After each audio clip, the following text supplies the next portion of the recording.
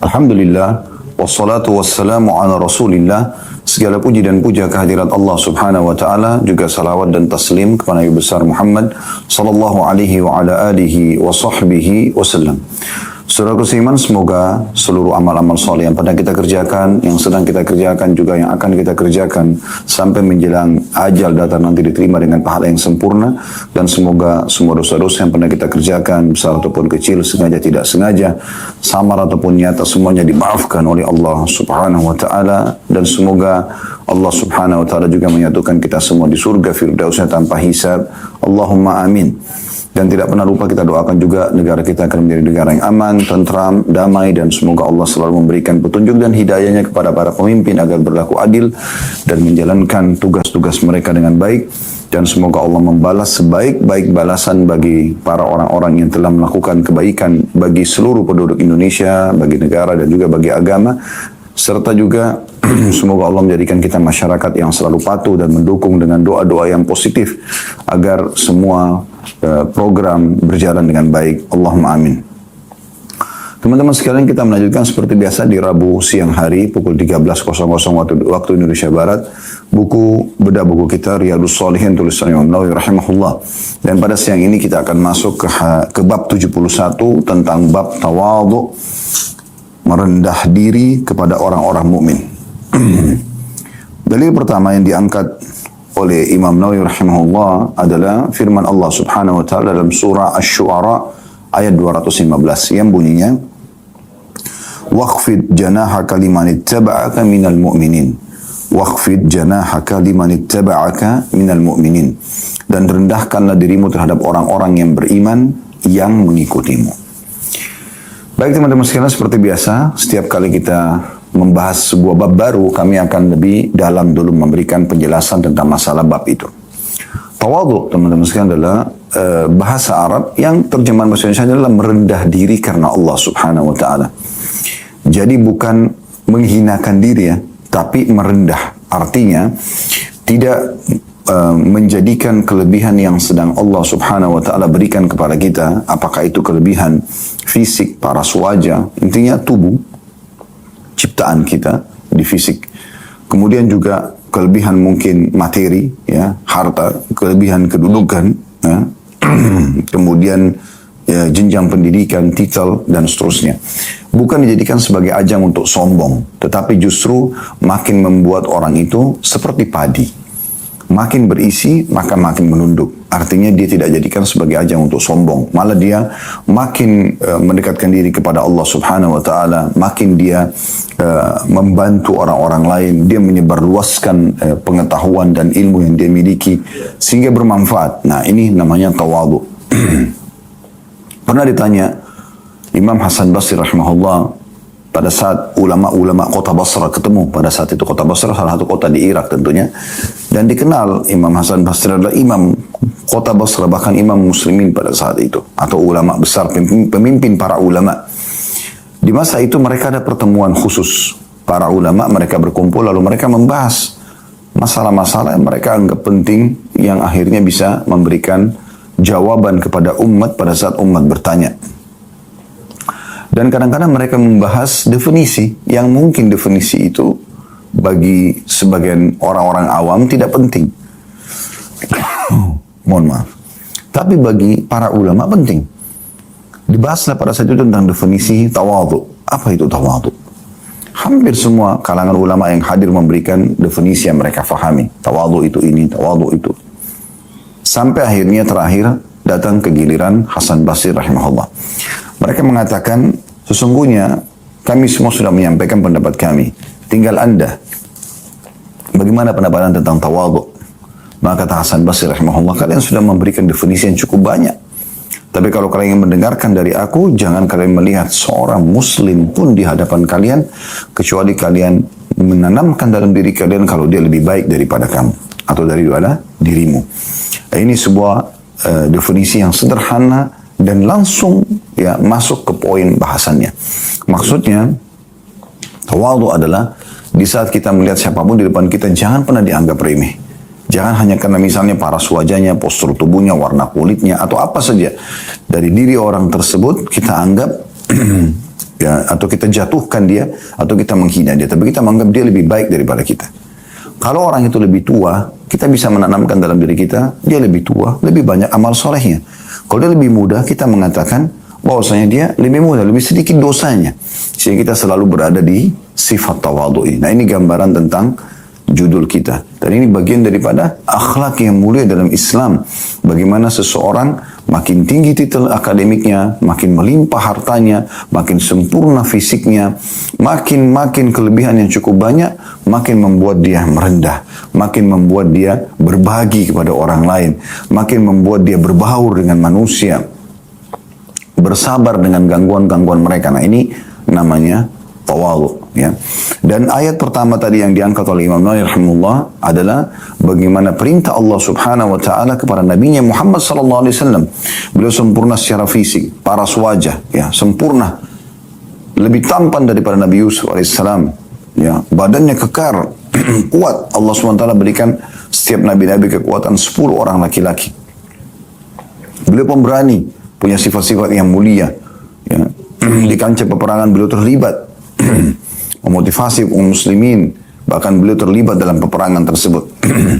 Kemudian juga beliau seorang nabi, bahkan pemimpin anak Adam. Bukan main-main ini, ya. Pemimpin anak Adam. Semua nabi-nabi pun nanti, ya, di hari kiamat itu, ya, dibawa bendera Nabi Muhammad SAW. Beliau pemimpin anak Adam. Walaupun beliau lahir dari keturunan Nabi Adam AS, tapi beliau pemimpin anak Adam. Walaupun ayahnya Adam AS juga masuk di bawah naungan kepemimpinan Nabi SAW di sini. Makanya beliau mengatakan, saya adalah pemimpin anak Adam pada hari kiamat, dan tidak ada fakhr, tidak ada kesombongan dalam masalah itu.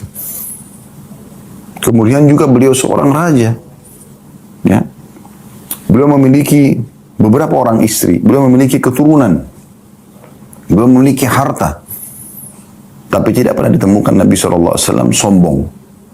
Dan itu perintah Allah Subhanahu Wa Taala kepada Nabi Muhammad SAW. Tadi dalam surah Asy-Syu'ara ayat 215 yang artinya, dan rendahkanlah dirimu terhadap orang-orang yang beriman yang mengikutimu. Bukan justru sombong. Ya. Ada orang subhanallah diberikan sedikit jabatan, sedikit kelebihan paras wajah, postur tubuh, sudah luar biasa sombongnya. Melirik orang dengan menghina. Ya. Mohon maaf. Jadi sifat yang luar biasa yang Allah Subhanahu wa taala perintahkan Nabi Muhammad SAW ini juga diperintahkan kepada seluruh orang-orang beriman. Karena Nabi Muhammad SAW adalah suri tauladan. Ya. Begitu juga ayat selanjutnya dalam surah Al-Maidah 54, Allah Subhanahu wa taala berfirman, "Ya ayyuhalladzina amanu man yartadda minkum 'an dini fasawfa ya'ti Allahu biqaumin yuhibbuhum wa yuhibbuna 'adillatin 'alal mu'minina 'izzatin 'alal kafirin." Al-ayat. Artinya, wahai orang-orang beriman, barang siapa di antara kalian yang murtad atau keluar dari agamanya, maka kelak Allah akan ganti itu. Allah akan datangkan satu kaum. Jadi kalau satu orang murtad, Allah akan datangkan kaum. Kaum itu 3 orang ke atas. Yang Allah mencintai mereka dan mereka pun mencintai Allah. Yang bersifat lemah lembut terhadap orang-orang beriman. Dan juga mereka bersifat tegas terhadap orang-orang kafir. Sambil di sini saksi bahasanya adalah bernama lembut, ya, merendah sesama orang-orang beriman. Jadi kalau ayat tadi Asy-Syu'ara 215 perintah Allah Subhanahu wa taala kepada Nabi Muhammad SAW merendah kepada orang-orang beriman, maka surah Al-Maidah memerintahkan umumnya kaum muslimin untuk merendah dengan orang-orang mukminin juga. Kemudian juga diangkat selanjutnya surah Al-Hujurat ayat 13, ya. Merendah ini penjelasannya juga masalah merendah itu bagaimana orang berbaur dengan orang lain. Walaupun beda jenjang ekonominya, ya, akademiknya dan seterusnya. Dalam surah Al-Hujurat ayat 13 Allah berfirman, "Ya ayuhan nasu inna khalaqnakum min dzakarin wa untha wa ja'alnakum syu'uban wa qabaila lita'arafu. Inna akramakum 'indallahi atqakum." Al-ayah. Sampai situ saksi bahasan diangkat oleh Imam Nawawi, ya. Makanya kita tidak lanjutkan ayatnya karena sesuai dengan apa yang tertera di sini.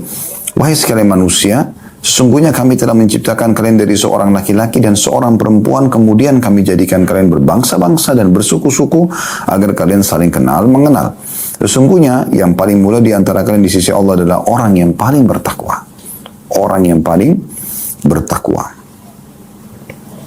Jadi di sini Allah Subhanahu wa taala menyuruh kita untuk saling kenal mengenal. Tidak boleh sombong, ya. Siapa saja boleh kita kenal. Siapa saja boleh kita berinteraksi selama bukan maksiat kepada Allah Subhanahu wa taala. Maka sangat terbuka. Nabi SAW mengucapkan salam kepada kaum laki-laki, kaum wanita, pada anak-anak. Bahkan beliau terkenal sangat rahim, ya, sangat penyayang. Beliau kalau datang di Madinah, maka beliau dikerumuni oleh anak-anak kecil. Sampai-sampai ada yang bergantung pada paha beliau, kiri kanan, ada yang bergantung di pundak beliau, ada di tangan kiri kanan beliau. Sampai-sampai kalau sudah tidak mampu lagi beliau menampung anak-anak kecil itu, beliau mengatakan kepada para sahabat, bantulah aku untuk memuliakan anak-anak ini. Maka ini contoh dari Nabi SAW yang sangat baik itu. Dan juga Allah Subhanahu wa taala diangkat juga dari selanjutnya surah An-Najm ayat 32. Menyuruh kita agar jangan memuji-muji diri kita sendiri.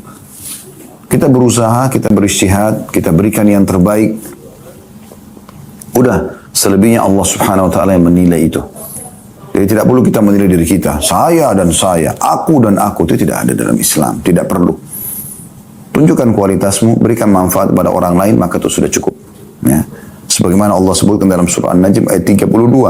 Fala tuzakku anfusakum huwa a'lamu biman ittaqa. Dan janganlah kalian mengatakan diri kalian suci. Dia lebih mengetahui tentang orang yang bertakwa. Pernah di zaman Nabi SAW ada dua orang. Yang satu mengatakan, yang satu ini mengingatkan. Atau pernah disebutkan dalam sebuah riwayat ya. Mohon maaf, kemungkinan di masa Nabi atau di masa yang sebelum kita. Tapi yang jelas disebutkan dalam sebuah riwayat sahih ada dua orang. Yang satu mengatakan, yang satu beriman, dia mengatakan kepada yang satunya lagi gitu. Dia mengatakan, kamu bertakwalah kepada Allah. Jadi si A berkata kepada si B, bertakwalah kepada Allah. Ya. Dan begini dan begitulah. Tapi rupanya si B ini selalu cuek saja. Akhirnya, karena jengkel si A ini dia mengatakan, demi Allah kau tidak akan diampuni oleh Allah. Karena dia bersumpah atas nama Allah, maka turun firman Allah Subhanahu wa taala mengatakan, Allah berfirman kepada nabinya, ya, siapa orang ini berani-beraninya melangkahiku? Dia berani bersumpah atas nama Allah kalau si fulan tidak akan diampuni. Maka Allah mengatakan, ketahuilah aku telah mengampuni si fulan yang telah berbuat dosa tadi, dan aku telah hancurkan amalmu. Orang yang justru memvonis orang lain tidak bisa diampuni. Kenapa? Kenapa kita harus memvonis orang lain? Ada orang subhanallah mungkin sekali didakwahi, dengar. Ada orang yang 2 kali, 3 kali. Ada mungkin orang yang 10 kali. Baru bisa dia terima. Itu hidayah di tangan Allah Subhanahu wa taala. Kita tidak boleh langsung memvonis orang hanya karena apa yang kita sampaikan lalu orang masih belum bisa menerima. Walaupun itu masalah-masalah yang sangat vital, misalnya kasus ya, sholat, dia tidak sholat misalnya. Tetap aja kita sampaikan dengan baik-baik. Fir'aun saja yang sudah jelas-jelas mengaku sebagai Tuhan, dia mengatakan ana rabbukumul a'la kepada penduduk Mesir. Aku adalah Tuhan kalian yang paling tinggi. Allah berkata kepada Musa dan Harun alaihi wassalatu wassalam, idhaba ila fir'auna wa qul lahu qawlan layyinan la'allahu yatadhakkara aw yakhsha. Pergilah kalian berdoa kepada Fir'aun, ucapkanlah perkataan yang layyin, yang lembut, yang baik. Semoga saja dia ingat. Semoga saja dia sadar. Apalagi kalau cuma sekedar pasangan Anda masih belum tutup aurat, nasihati baik-baik. Pasangan Anda masih belum sadar, saya berikan masukan baik-baik. Mungkin tetangga masih belum sholat, mungkin sesama pedagang, dakwahi mereka. Justru dalam Islam teman-teman sekalian, siapapun yang sedang melakukan pelanggaran agama atau belum paham agama, itu ajang pahala buat kita. Senyum melihat mereka. Kesempatan emas, seperti kita ini seperti seorang marketing punya produk namanya Islam. Kapan kita berhasil menggolkan, tanda kutip sini ya, kita membuat orang lain meraih Islam itu, masuk dalam Islam, atau mereka mau mengamalkan Islam itu, maka aman saja. Ya, dia akan, begitu diamalkan, kita akan panen pahalanya. Kita akan mendapatkan keamanan ya dari sisi panen pahalanya. Kita akan panen pahala.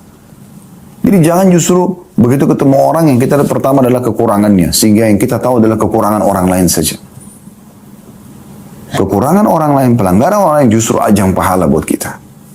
Begitu Islam mengajarkan. Selanjutnya beliau mengangkat juga Dalam surah Al-A'raf ayat 48 sampai 49. Ya. Yang bunyinya وَنَادَ أَصْحَابُ الْأَعْرَافِ رِجَالًا يَعْرِفُونَ بِسِيمَاهُمْ قَالُوا مَا أَغْنَى عَنْكُمْ جَمْعُكُمْ وَمَا كُنْتُمْ تَسْتَكْبِرُونَ أَهَؤُلَاءِ الَّذِينَ أَقْسَمْتُمْ لَا يَنَالُهُمُ اللَّهُ بِرَحْمَةٍ وَادْخُلُوا الْجَنَّةَ لَا خَوْفٌ عَلَيْكُمْ وَلَا أَنْتُمْ تَحْزَنُونَ. Yang artinya, dan orang-orang di atas A'raf atau tempat yang tertinggi di surga, menyeru orang-orang dalam kurung pemuka-pemuka orang kafir yang mereka kenal dengan tanda-tandanya dengan mengatakan, harta yang kalian kumpulkan dan apa yang kalian sombongkan itu tidak ada manfaatnya bagi kalian. Orang-orang di atas A'raf bertanya kepada penghuni neraka, itukah orang-orang yang kalian telah bersumpah bahwa mereka tidak akan mendapat rahmat Allah? Kemudian orang beriman itu mengatakan atau dikatakan, masuklah ke dalam surga, tidak ada kekhawatiran terhadap kalian dan tidak pula kalian bersedih hati. Nah, ini tentang keadaan nanti pada hari kiamat ya. Intinya teman-teman sekalian, kita dianjurkan untuk tidak boleh menghinakan orang lain. Kita dianjurkan untuk merendah, ya, untuk menghormati orang lain.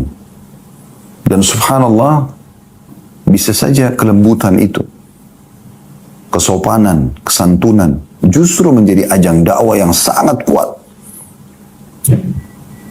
Allah SWT mengatakan kepada Nabi Muhammad SAW, walau kunta faddan ghalidhal qalbi lam faddu min hawlik. Wahai Muhammad, kalau kau itu orangnya keras hati, keras kata-katamu, hilang kesopanan, kesantunan, maka mereka akan semua pergi dari sisimu. Sebaliknya, Allah SWT mengingatkan tentang Nabi Muhammad SAW, wa innaka la'ala khuluqin azim. Sesungguhnya kau memiliki akhlak yang sangat mulia. Justru itu kata kuncinya. Dengan merendah, dengan santun, dengan sopan. Kesalahan orang pun walaupun besar, kita berikan panduan. Berikan panduan. Saya mendengarkan sebuah kisah di Syria. Pernah terjadi ada beberapa orang dai masuk ke dalam sebuah diskotik. Saya tidak mengatakan ini adalah sebuah hal yang positif ya, tapi ini ijtihad yang dilakukan oleh orang itu. Tapi saya ingin mengambil sebuah pelajaran dan nanti dari ujung akhir kisahnya. Mereka 3 orang, anak-anak muda mengatakan, coba kita pamit kepada pemilik diskotik ini untuk dimatikan dulu musiknya. Di dalamnya banyak muslimin. Kita mau dakwah, kemudian kita keluar. Mereka sepakat, mereka izin dan diizinkan, subhanallah, kuasa Allah. Lalu mulailah 3 orang ini mendatangi setiap orang di situ, menasihati mereka dengan baik. Salah satunya, ada 1 orang, badannya besar, lagi mabuk. Begitu didekati oleh salah satu dai ini, dia pecahin botol khamernya, minuman kerasnya. Tapi dai ini tenang aja, biasa saja. Kemudian dia mengatakan, diberikan kesempatan dia bicara, dia mau apa nih? Dia mau menyerang, dia mau memukul, dia mau berkata-kata, silakan saja. Pada saat itu subhanallah, dia mengatakan sambil menangis orang itu, kalian ini tidak membiarkan kami. Di jalanan kalian mengejar kami, ya di rumah-rumah kami, kalian juga menasihatin kami. Sekarang kalian datang juga ke tempat kami ini. Maka dai ini dengan sederhana mengatakan, wahai saudaraku, apa yang sedang kau pegang ini, khamar, juga pernah diminum oleh para sahabat Nabi. Mereka juga pernah minum, tapi mungkin berbeda jenis saja. Mereka juga minum khamar itu. Tapi mereka bertaubat. Ada di antara mereka yang pernah minum dan mereka bertaubat. Maka kenapa tidak taubat? Kenapa tidak meninggalkan? Dan kenapa tidak ganti dengan minuman yang dihalalkan? Maka orang itu pun menundukkan kepalanya dan akhirnya tangannya dirangkul oleh dai tersebut lalu dibawa ke masjid. Dan alhamdulillah semenjak itu taubat. Jadi kita bisa lihat subhanallah kelemah lembutan, ya, kesalahan orang pun walaupun fatal dirangkul dengan kebaikan. Dan itulah dakwah. Itulah dakwah. Kalau ada seorang yang mengaku dai tapi kasar, ya, keras, tidak jelas arahnya. Mohon maaf. Maka mungkin tidak akan didengar oleh orang-orang. Apalagi cuma mencari-cari kesalahan orang lain. Ada begitu banyak dan tersebar di medsos, sibuk. Menyerang dai ini, menyerang bapak itu, menyerang ibu ini, menyerang keluarga itu, menyerang pemimpin negara. Tidak jelas. Akhi, saudaraku. Islam ini adalah agama yang mulia. Sampaikan dia. Sampaikan dengan baik. Walaupun orang itu pelanggar. Ahli maksiat, justru disitulah dakwah disampaikan. Kalau semua orang sudah baik, lalu kita mau panen pahala dari mana? Itu kesempatan. Makanya Allah SWT mengatakan tadi, walau kunta faddan ghalidhal qalbi lam faddu min hawlik. Wahai Muhammad, kalau kau keras hatimu, keras lisanmu, sikapmu tidak santun, maka mereka semua akan pergi darimu. Maka penuhlah kasih sayang, ya. Penuhlah kedewasaan dan kebijaksanaan dalam menyampaikan dakwah ini. Baik, kita masuk teman-teman sekalian ke hadis-hadis yang disampaikan oleh Imam Nawawi rahimahullah. Hadis pertama, hadis nomor 607. Dari awal kita belajar berbunyi dari Iyad bin Himar radhiyallahu anhu, dia mengatakan Rasulullah sallallahu alaihi wasallam bersabda, "Inna Allah auha ilayya an tawadhu hatta la yafkhara ahadun ala ahad wa la yabghi ahadun ala ahad." Riwayat Muslim. Terjemahannya, sungguhnya Allah mewahyukan kepadaku secara khusus, Allah memerintahkan sebagai pencipta langit dan bumi ini kepada kita semua, hendaklah kalian saling bersikap tawadhu, merendah. Hingga tidak ada orang yang bersikap sombong terhadap yang lain dan tidak ada orang yang berbuat zalim kepada orang lain. Jadi ternyata kata kunci supaya tidak ada kezaliman, tidak ada kejahatan, tidak ada kriminal, justru tawadhu, saling merendah. Dari hadis ini kita ambil pelajaran. Yang pertama, kedudukan tawadhu itu sendiri. Sampai Allah subhanahu wa ta'ala mewahyukan secara khusus kepada Nabi Muhammad sallallahu alaihi wasallam masalah ini. Kemudian, yang kedua, tawadhu akan menghilangkan sifat sombong. Dan sombong dimurkahi oleh Allah. Sampai kata Nabi SAW, tidak akan masuk surga orang yang dalam hatinya ada seperti biji sawi dari kesombongan. Al-khulul jannata man kana fi qalbi mithqala dzarratin min kibr. Ya. Maka hilang sifat sombong. Allah murka dengan sifat sombong. Manusia juga tidak suka dengan orang sombong. Gak nyaman bermuamalah dengan orang sombong. Tapi kalau orang merendah, apalagi kita tahu ternyata titelnya orang ini tinggi, ternyata dia kaya, ternyata dia tampan atau cantik, ternyata dia dari keluarga yang terhormat, tapi dia santun, dia sopan, kita jadi tertarik untuk bermuamalah sama dia, ya. Tidak membuat jabatannya, hartanya dan segala macam membuat dia akhirnya ya, sombong. Ini faedah yang kedua. Artinya tawadhu akan menghilangkan sifat sombong. Yang ketiga, tawadhu akan menghilangkan sifat zalim. Zalim artinya tidak memberikan hak orang lain atau mengambil hak orang lain. Ada hak orang lain kita tidak berikan, kita zalim. Atau ada hak orang lain yang kita ambil, zalim. Tidak boleh. Dalam sebuah hadis qudsi, Allah SWT berfirman melalui Nabi Muhammad SAW, "Ya ibadi inni haramtu dhulma ala nafsi faja'altu muharraman bainakum fala tadhalamu." Wahai hamba-hambaku, aku telah haramkan kezaliman atas diriku sendiri, kata Allah. Sang Raja yang Maha Esa, yang Maha Kuasa, Allah Subhanahu wa Ta'ala, pencipta dan pengurus langit dan bumi ini, pencipta kita semuanya mengatakan itu. Wahai hamba-hambaku semuanya, aku telah haramkan kezaliman atas diriku, maka aku jadikan juga haram di antara kalian, maka jangan kalian saling menzalimi. Jangan ambil yang bukan hak kita. Jangan masuk di wilayah yang bukan wilayah kita. Dan tawadhu akan mendatangkan itu. Karena kita merendah, kita tidak mau ambil haknya orang lain. Nah, ini faedah dari hadis yang luar biasa. Ya. Kemudian hadis selanjutnya, hadis nomor 608 dari Abu Hurairah radhiyallahu anhu, bahwa Rasulullah sallallahu alaihi wasallam bersabda, "Ma naqasat shadaqatun min mal, wa ma zada Allahu 'abdan bi 'afwin illa 'izza, wa ma tawadha ahadun lillahi illa rafa'ahu Allah." Hadis ini riwayat Muslim. Sedekah itu tidak mengurangi harta. Allah tidak akan menambah kepada seorang hamba karena pemberian maafnya, melainkan kemuliaan. Dan tidak ada orang yang bertawadhu karena Allah, kecuali Allah pasti akan mengangkat derajatnya. Subhanallah. Hadis pendek, tapi ada 3 pesan penting. Faedah pertama dari hadis adalah potongan sabda Nabi SAW, "Ma naqasat sadaqatun min mal." Tidak akan pernah berkurang harta seorang hamba karena sedekah. Ini sering kami ingatkan dan kami ulangi lagi. Prinsip dasar dalam Islam, sedekah tidak akan mengurangi harta. Orang-orang kapitalis berpikir beda sekali sama kita. Mereka berpikir mengeluarkan duit berarti berkurang. Islam tidak. Mengeluarkan duit akan mendatangkan rezeki lagi. Dan bahasa langsungnya kata Nabi SAW sini, "Ma naqasat sadaqatun min mal." Sedekah tidak akan mengurangi harta, walaupun secara kuantitas berkurang.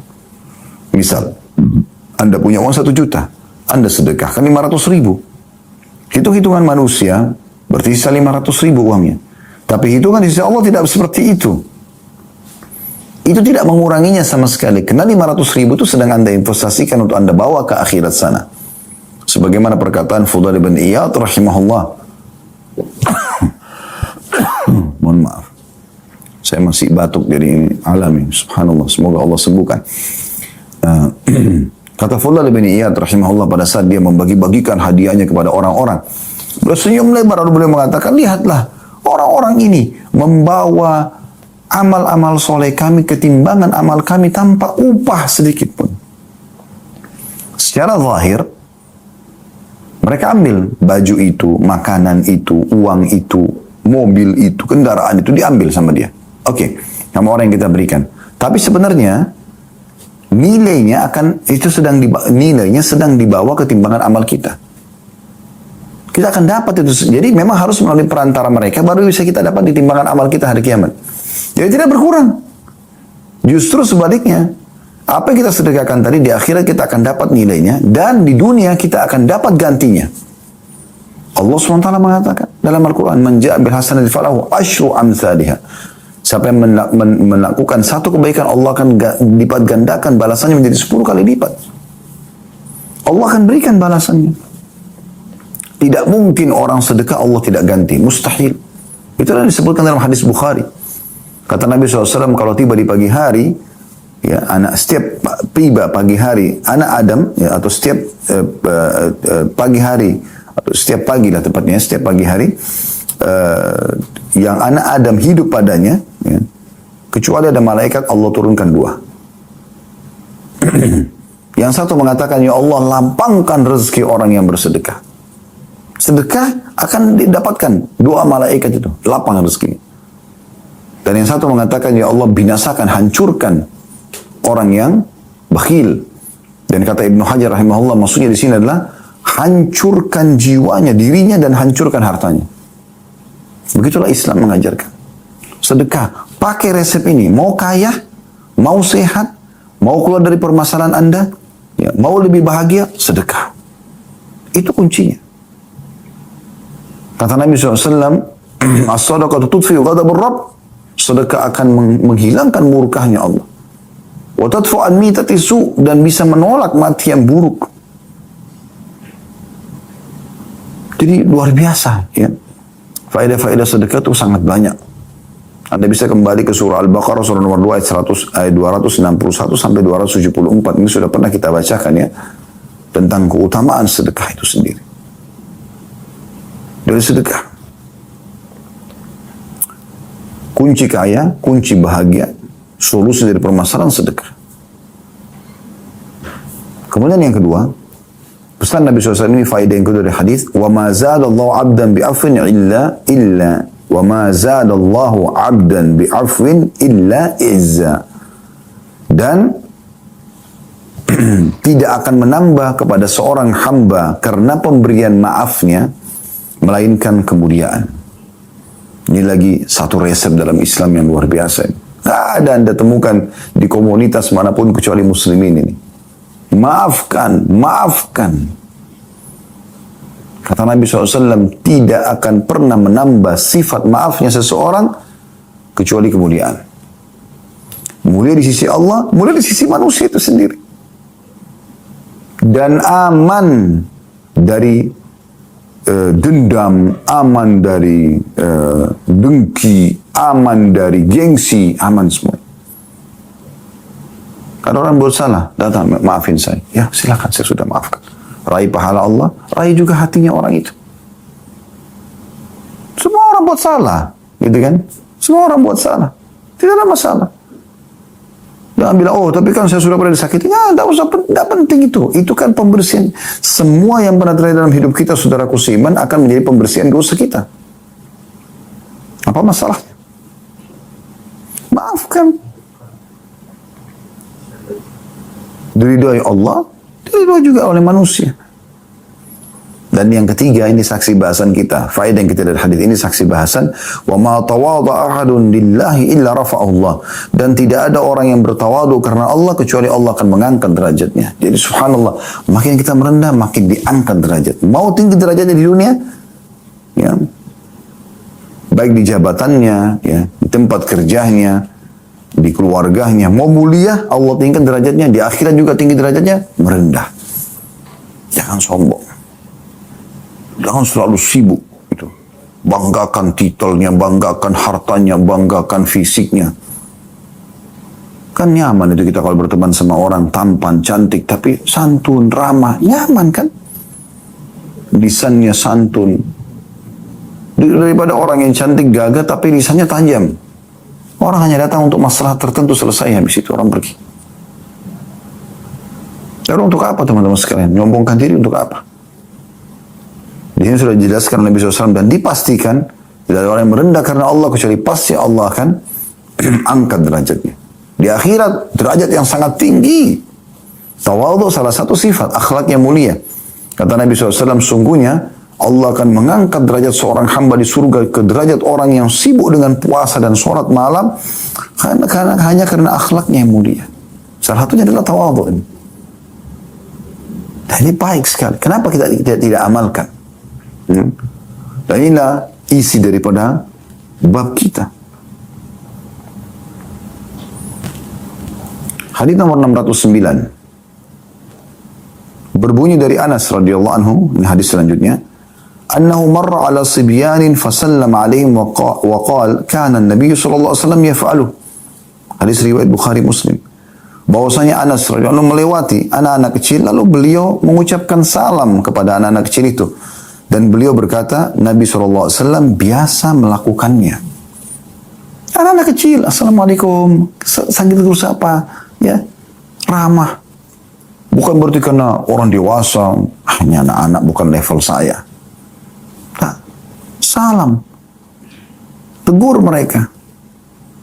Ada orang pernah Arab Badui datang di masa Nabi SAW. Dia kaget. Waktu Hasan dan Husain lewat di hadapan Nabi SAW, Nabi SAW memeluk dan mencium dua-duanya. Bahkan dalam beberapa riwayat pernah Hasan datang lalu Nabi SAW pegang tangannya dan membiarkan kaki Hasan naik terus sampai ke dada Nabi SAW. Nabi SAW pernah sujud lama sekali sampai orang-orang khawatir terjadi sesuatu pada Nabi SAW. Setelah salam baru mereka tahu ternyata di pundak Nabi ada Hasan dan Husain, cucu beliau masih kecil. Kasih sayang kepada anak kecil.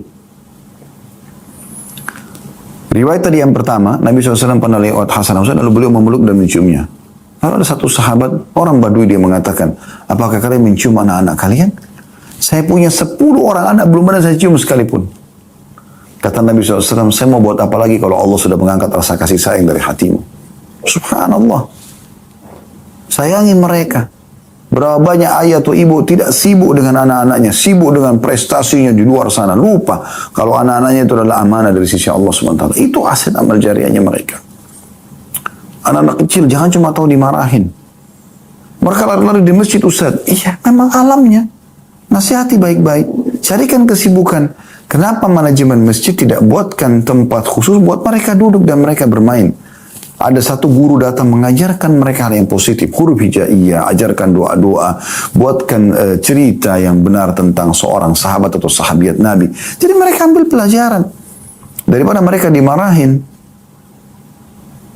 maka kita bisa meraih mereka. Semua ini karena sifat tawadhu. Baik teman-teman sekalian, kita lanjutkan hadis selanjutnya. Kita akan masuk insyaAllah hadis nomor 610.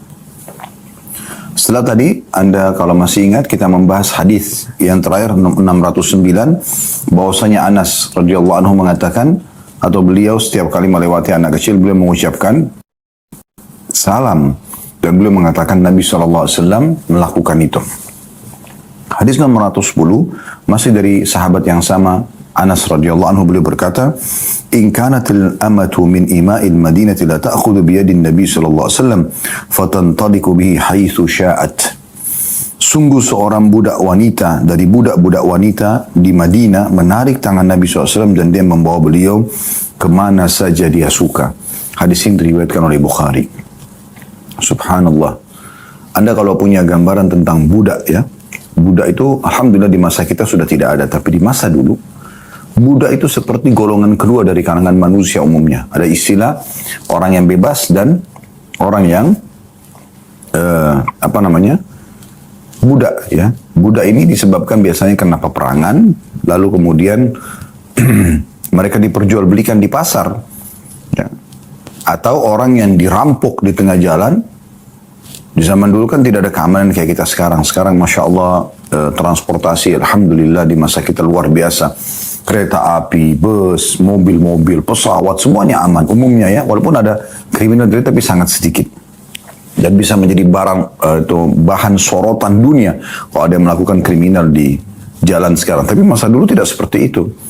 Mungkin Anda pergi dari satu kota ke kota lain, di tengah jalan tiba-tiba ada perampok datang, mengambil seluruh harta Anda, lalu kemudian Anda ditawan dan Anda dibawa ke pasar budak, lalu dijual, lalu tiba-tiba Anda sudah jadi budak statusnya.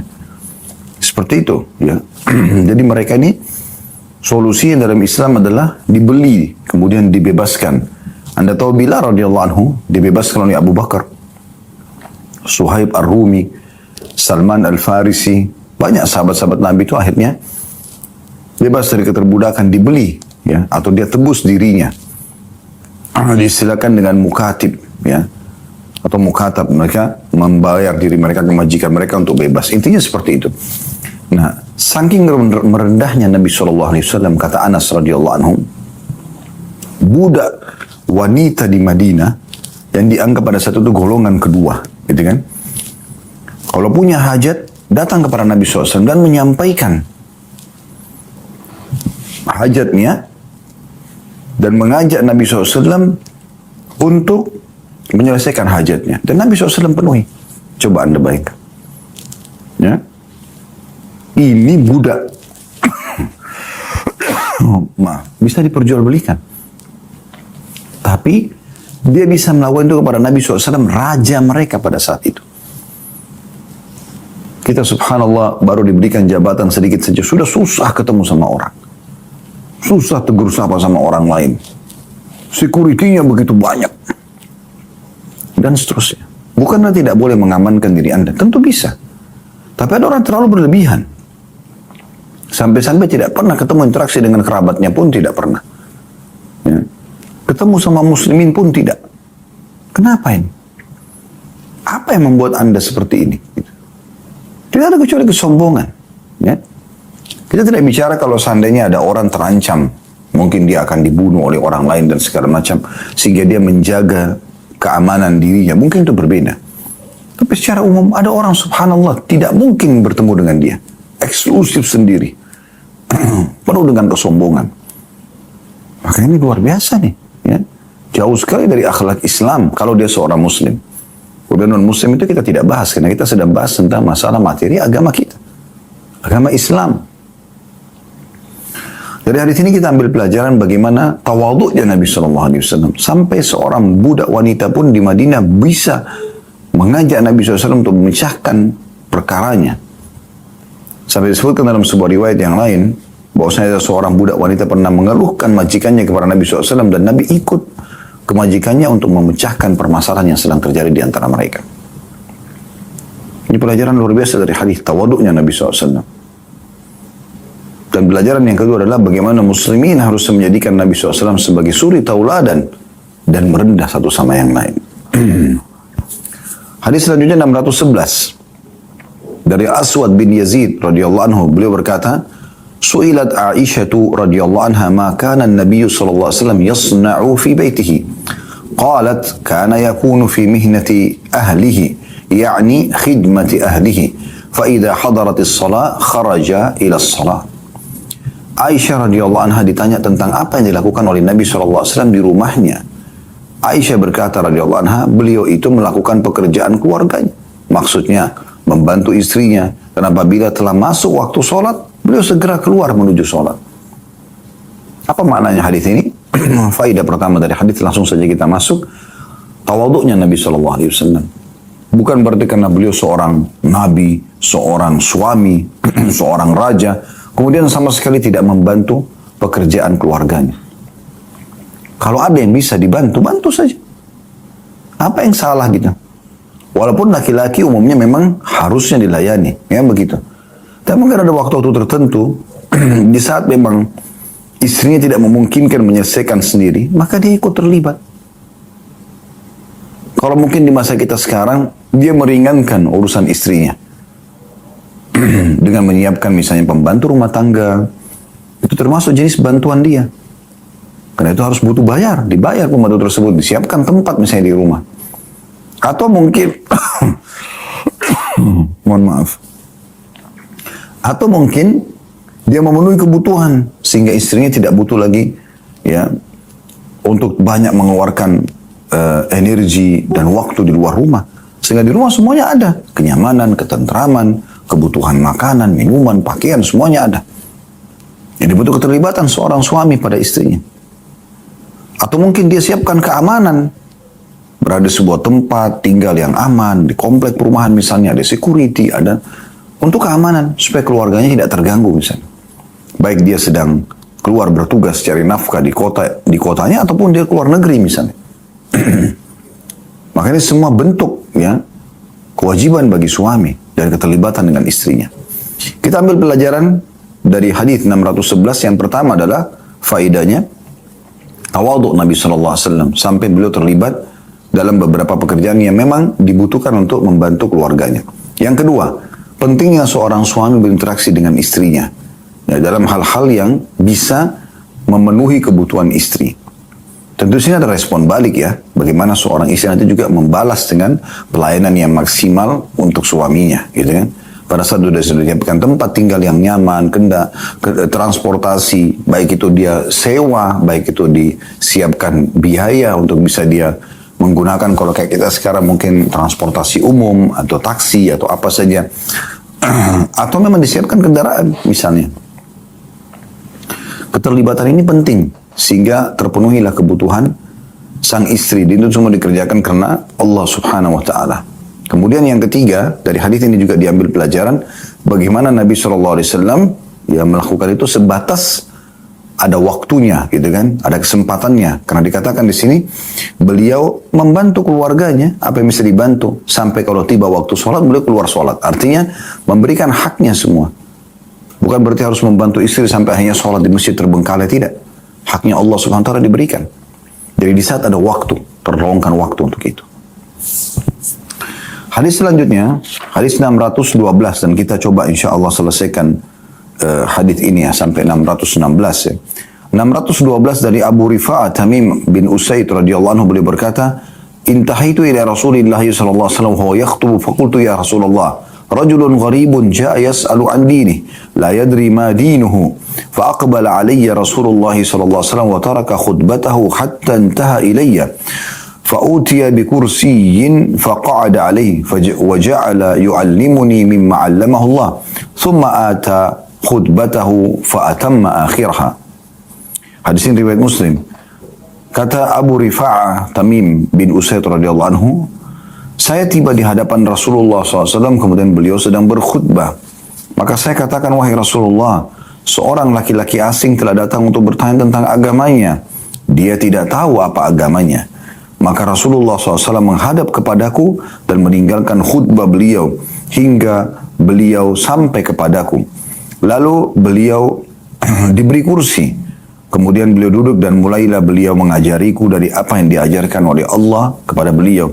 Kemudian beliau meneruskan khutbah beliau dan menyelesaikannya. Subhanallah, ini sebuah kejadian yang luar biasa ini.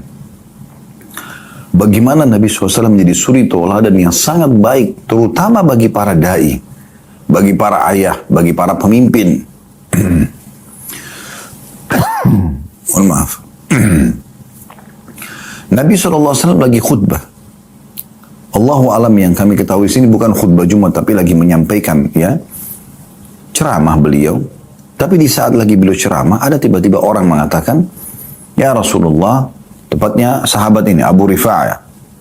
Abu Rifa'ah Tamim bin Usaid radhiyallahu anhu, beliau mengatakan, ya Rasulullah, saya seorang yang asing, datang dari tempat yang jauh, ingin bertanya agama saya. Seakan-akan dia mengatakan, tolong luangin waktu buat saya. Tanpa berpikir panjang lebar, Nabi SAW menuju ke sahabat ini, memberhentikan sementara ceramah beliau, kemudian beliau duduk di atas kursi lalu menjelaskan agama Allah kepada orang tersebut. Setelah selesai, beliau kembali melanjutkan ceramahnya atau khutbahnya. Ini pelajaran yang luar biasa gitu. Berapa banyak orang tua, anaknya nanya, nggak dipedulikan. Anak ini nanya, kenapa ini ayah, kenapa ini ibu, apa yang dimaksud ini, apa ini, sudah terlalu banyak nanya, gini dan begitu. Lalu subhanallah kalau dia bukan bertanya sama kita, sama siapa dia akan bertanya? Nanti kalau dia sudah bertanya kepada orang yang salah, kemudian diberikan pendidikan yang salah, lalu kemudian Anda baru menyesal pada saat itu, kenapa bukan Anda yang luangkan waktu? Peduli terhadap anak-anak kita. Peduli terhadap orang-orang di sekitar kita. Peduli kepada orang-orang yang masih jauh dari agama. Jangan dimusuhi mereka. Mereka bukan dimusuhi, mereka mad'u. Orang yang harus didakwahi. Disampaikan pada mereka tentang agama yang mulia ini. Dari hadis ini kita ambil pelajaran bagaimana sifat tawaduknya Nabi SAW. Luar biasa beliau merendah. Kemudian yang kedua, pentingnya menjawab kebutuhan belajar agama orang lain. Dan ini harus menjadi skala prioritas. Ya. Siapa yang bertanya tentang agama, jawab selama Anda punya ilmunya. Luangkan waktu untuk itu. Jadikan dia sebagai ajang pahala kita. Kemudian yang ketiga, bolehnya memberhentikan ceramah untuk menyelesaikan satu hajat, kemudian melanjutkan ceramah tersebut. Tapi tentu di sini bukan khutbah Jumat, karena khutbah Jumat itu biasanya berlanjut ya. Ini adalah ceramah atau khutbah secara umum. Agar bisa lebih menjelaskan. Imam Syafi'i rahimahullah memiliki seorang murid yang biasa dulu di belakang. Karena orangnya merasa dirinya tidak bisa memahami secepat orang-orang lain gitu. Imam Syafi'i mau tahu masalah itu. Maka beliau datangi orang tersebut setelah selesai pengajian, lalu beliau jelaskan lagi sampai orang itu mengatakan, wahai imam, gak masalah, jangan Anda luangkan waktu seperti ini. Kata beliau, tidak masalah, sampai kau faham. Jadi begitu pentingnya menanamkan agama kepada orang lain dan menyampaikan agama Allah ini. Dan orang-orang yang berilmu, saudaraku seiman, Anda punya ilmu, walaupun Anda punya ilmu di bidang itu saja, di salah satu bab dari bab-bab bahasan agama ini, maka sudah cukup Allah akan minta pertanggungjawabannya pada hari kiamat tentang ilmunya, apakah dia sudah amalkan atau tidak. Kita disebutkan dalam hadis tidak akan beranjak kaki seorang hamba pada hari kiamat sampai ditanya 4 diantaranya adalah ilmunya, apakah dia sudah mengamalkan atau belum, mengajarkan ke orang lain. Hadis selanjutnya, mohon maaf ya, batuk ini subhanallah. Hadis nomor 613 dari Anas radhiyallahu anhu. Anna Rasulullah sallallahu alaihi wasallam kana idza akala ta'aman la'iqa asabi'ahu thalath. Qala wa qala idza saqatat luqmatu ahadikum falyumit عنها الأذى وليأكلها ولا يضعها للشيطان وأمر أن تسلت القصعة قال فإنكم لا تدرون في أي طعامكم البركة. Bahwa apabila Rasulullah SAW memakan makanan, beliau menjilati jari-jari beliau yang 3 itu. Ada penjelasan footnote nomor 493 di bawah. 3 jari adalah ibu jari, telunjuk, dan jari tengah. Ini yang beliau pakai makan. Ya. Ambil makan dengan 3 jari ini. Al-Khattabi berkata, orang-orang yang hati mereka telah rusak oleh sikap bermewah-mewah mencela perbuatan ini dan memandangnya buruk. Seakan-akan mereka tidak mengetahui bahwa makanan yang menempel pada jari-jari adalah bagian dari makanan yang mereka santap. Mengapa sebagian darinya dianggap jorok, padahal hanya perlu mengisapnya dengan bagian dalam bibir, tidak lebih. Orang yang berakal memastikan bahwa hal itu tidak bermasalah. Seseorang mungkin memasukkan jarinya ke dalam mulutnya dan menggosoknya, dan seseorang pun memandangnya jorok. Maksudnya adalah sikap Nabi SAW menjilati jari beliau selepas makan. Sisa-sisa makanan yang ada di jari-jari itu. Anas berkata, Nabi SAW bersabda, apabila satu suapan salah seorang di antara kalian terjatuh, maka hendaklah dia membuang bagian yang kotor dan memakan sisanya. Dan jangan membiarkan sedikit pun untuk syaitan. Dan beliau memerintahkan agar nampan juga dijilati atau dibersihkan. Beliau bersabda, Karena sungguhnya kalian tidak mengetahui di bagian mana dari makanan kalian itu mengandung keberkahan. Hadis ini diriwayatkan oleh Muslim. Imam An-Nawawi rahimahullah masukkan hadis ini dalam bab tawadhu, bab ke-71 ini. Karena memang beliau melihat ini adalah bagian daripada tawadhu. Ya, tidak mubazir dengan makanan. Penyampaian Anas radhiyallahu anhu tentang bagaimana sikap Nabi SAW kalau beliau selepas makan dengan menggunakan 3 jari beliau, ibu jari, jari telunjuk dan jari tengah, beliau menjilatinya, ya, supaya tidak mubazir sisa makanan itu. Dan itu bukan aib sebagaimana Khattabi tadi bahasakan. Ada orang sebagian orang menganggap ini jorok nih, masa tangannya harus dijilati. Padahal sebenarnya Al-Khattabi mengatakan tidak ada bedanya antara makanan di jari telunjuk, di jari yang dia pakai makan dengan yang dia pegang di nampan itu sendiri. Mungkin kalau orang sekarang pakai sendok juga, yang ada sisa di sendoknya dijilati, dimakan. Itu juga bagian daripada rezeki Allah Subhanahu Wa Taala. Ya. Dan Nabi SAW memastikan kalau makanan itu jatuh, jangan pernah biarkan sedikit pun buat syaitan. Selama dia bukan cairan, makanan kering, mungkin jatuh di keramik, masih bersih. Kenapa harus dibuang? Apalagi di rumah Anda sendiri. Oh itu kotor, itu jorok. Subhanallah, dari mana kotor dan joroknya? Gitu. Nabi SAW mengingatkan itu. Karena syaitan bisa saja menggoda orang untuk membuang-buang makanan supaya dia mengambil makanan tersebut. Makanya Nabi bilang, jangan biarkan sedikit pun buat syaitan. Dan Nabi SAW juga menganjurkan agar membersihkan piring. Kalau makan, ambil sesuai dengan porsi yang kita perkirakan akan habis. Dan makan sampai habis. Jangan biarkan sedikit pun untuk syaitan. Ini gambaran globalnya hadis. Kita ambil pelajaran. Pelajaran pertama dari hadis, sunnah Nabi SAW makan dengan tangan. Kemudian juga masuk dalam sunnah Nabi SAW adalah menjilati tangan yang bekas, yang ada bekas makanan padanya. Dan Nabi SAW menggunakan 3 jari ini. Jari ibu jari, telunjuk dan jari tengah. Ya, 3 jari, tidak semuanya dipakai, tapi 3 jari saja. Orang juga bisa kalau pakai sendok kan dengan 3 jari itu, ya, bisa dipakai. Pelajaran yang kedua dari hadis, ya, anjuran agar makanan yang jatuh untuk diambil kembali. Jadi ini sama sekali tidak masuk dalam istilah jorok. Dan ini masuk dalam bab tawadhu oleh Imam Nawawi rahimahullah. Beliau masukkan dalam bab tawadhu. Jadi tidak menghina rezeki Allah Subhanahu wa taala. Diambil kembali, dibersihkan. Yang kotor dihilang. Kalau cairan mungkin sudah tidak memungkinkan, itu berbeda. Atau makanan seperti jelly atau makanan yang mungkin melekat padanya banyak kotoran, mungkin tidak memungkinkan, ya. Atau agar-agar sejenisnya, itu mungkin agak sulit, itu mungkin tidak masalah. Tapi kalau makanan itu masih bersih, kerupuk, potongan daging, nasi yang tertumpah dari piring, yang masih bisa diambil dan dibersihkan, apalagi lantainya bersih, ya, tidak ada masalah. Ya. Maka ini sebaiknya jangan dibiarkan. Jadi anjuran untuk mengambil makanan, ya, yang jatuh dan tidak boleh membiarkannya buat syaitan. Ini menandakan syaitan juga mengambil makanan anak Adam, ya. Dan pelajaran yang terakhir adalah juga termasuk dianjurkan agar membersihkan wadah yang digunakan untuk makan. Membersihkan wadah yang digunakan untuk makan, ya. Jadi makanya tadi saya bilang, kalau Anda ambil makanan, Anda ambil secukupnya. Jangan berlebihan. 3 hadis yang tersisa. Hadis nomor 614 dari Abu Hurairah radhiyallahu anhu dari Nabi SAW, beliau bersabda, "Ma ba'athallahu nabiyyan illa ra'al ganam." Qala ashabu wa ant. Faqala na'am kuntu ar'aha ala qararita li ahli Makkah. Hadis ini riwayat Bukhari. Allah tidak mengutus seorang nabi melainkan dia pernah mengembala kambing. Para sahabat bertanya, "Engkau juga ya Rasulullah?" Beliau menjawab, "Iya. Aku pun mengembalanya dengan upah beberapa keping peser dirham milik penduduk Mekah." Di hadis ini sudah pernah kita sebutkan sebenarnya sebelumnya, ya.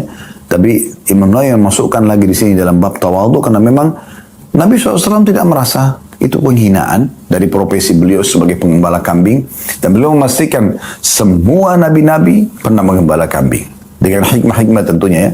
Di antara hikmahnya adalah orang kalau membawa gembalan kambing di padang pasir atau di padang rumput yang luas, dia punya banyak waktu karena kambing biasanya makan cukup lama. Dia punya banyak waktu untuk bertafakur, melihat ciptaan langit, ya. Itu hal yang luar biasa karena bertafakur ini adalah salah satu ibadah di sisi Allah Subhanahu wa taala. Maka Beliau mengatakan tidak ada seorang Nabi pun kecuali pasti pernah menggembala kambing. Dan pada saat itu sahabat lalu bertanya, ya Rasulullah, Anda juga? Kata Nabi SAW, ya saya juga. Dan saya pernah mengambil upah beberapa peser dirham dari penduduk Mekah. Pelajaran pertama dari hadis, semua nabi-nabi pernah menggembala kambing dengan hikmah dari Allah Subhanahu wa taala. Pelajaran kedua, bagaimana tawadhu'nya Nabi sallallahu alaihi wasallam. Beliau tidak malu mengatakan, "Iya, saya juga." Dan saya bahkan mengambil upah dari kerjaan saya itu. Pelajaran ketiga, bolehnya mengambil upah dari hasil jerih payah kerja kita, selama itu bukan pekerjaan yang haram. Dua hadis yang tersisa, 615 dan 616. 615-nya berbunyi, dari Abu Hurairah radhiyallahu anhu dari Nabi SAW, beliau bersabda, "Lau du'itu ila qura'in au dhira'in la ajabtu, walau uhdiya ilayya dhira'un au qura'un la qabiltu." Hadis ini riwayat Bukhari. Seandainya aku diundang untuk makan qura', ada 400 footnote nomor 495 di bawah, yaitu daging yang terletak antara lutut dan betis hewan, itu disilakan dengan qura'. Seandainya aku diundang untuk makan qura' atau pergelangan, niscaya aku akan hadir.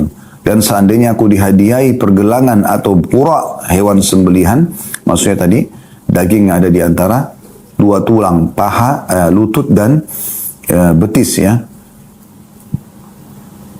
niscaya aku akan terima. Penyampaian Nabi SAW ini mengandung makna tawadhu, yaitu bagaimana Nabi SAW tidak menolak panggilan orang siapapun, undangan ya.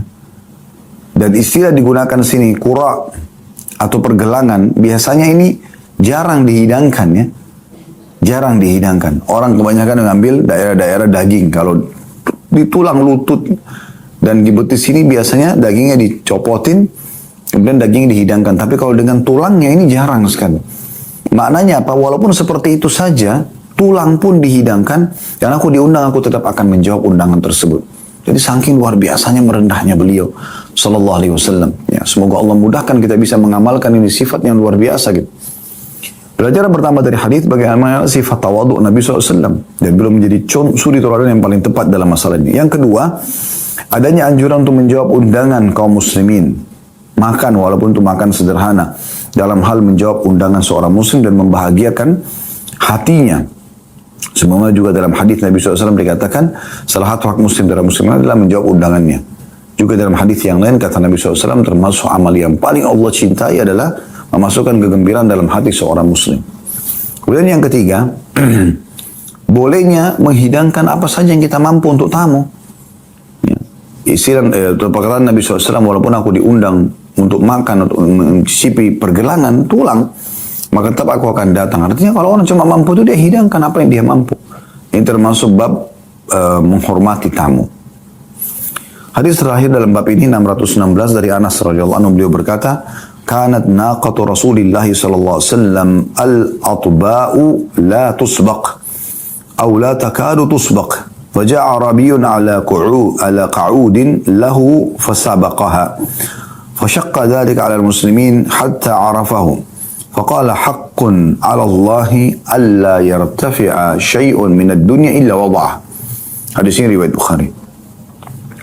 Unta Rasulullah SAW bernama Atba. Ya. Ada footnote nomor 496 di bawah. Al-Atba adalah nama unta Nabi SAW. Dan Al-Ka'ud adalah unta yang sudah biasa dikendarai. Usia antara 2 sampai 6 tahun. Sesudahnya disebut dengan Al-Jamal. Saya ulangi terjemahnya, kita kembali ke atas. Hari itu saya baca footnote-nya ya. Unta Rasulullah SAW bernama Al-Atba. Tidak pernah atau hampir tidak pernah dikalahkan dalam lomba lari. Maka datanglah seorang badui dengan menaiki unta yang masih muda. Ternyata dia bisa mendahuluinya. Dan hal itu cukup memberatkan hati kaum muslimin.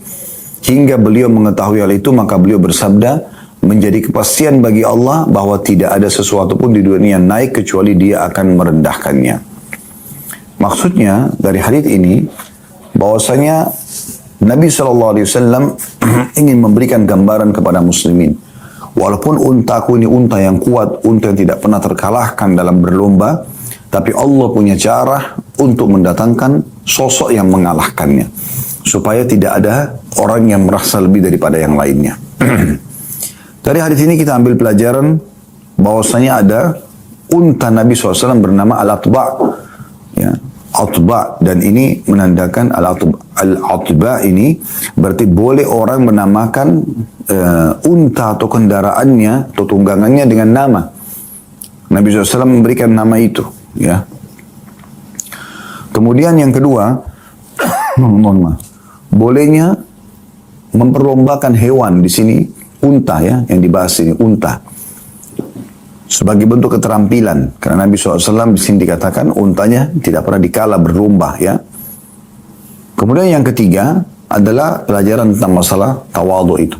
Allah Subhanahu wa taala menjadikan kalau ada sesuatu yang di dunia ini mulai naik dan berlebihan ya, akhirnya memunculkan sifat kesombongan, maka Allah akan merendahkannya. Ya. Dan ini maksudnya adalah unta beliau sallallahu alaihi wasallam yang tadinya dianggap tidak pernah kalah, maka akhirnya dikalahkan oleh unta seorang badui. Wallahu a'lam.